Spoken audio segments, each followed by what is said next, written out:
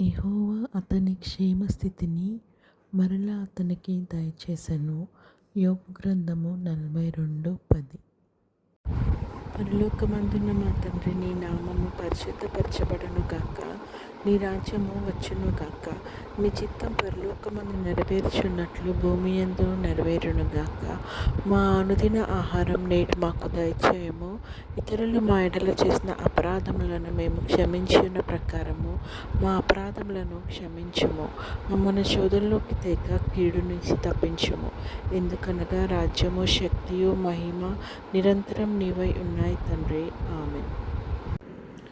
యెహోవా నిన్ను ఆశీర్వదించి నిన్ను కాపాడునుగాక. యెహోవా నీకు తన సన్నిధిని ప్రకాశింపచేసి నిన్ను కరుణించునుగాక.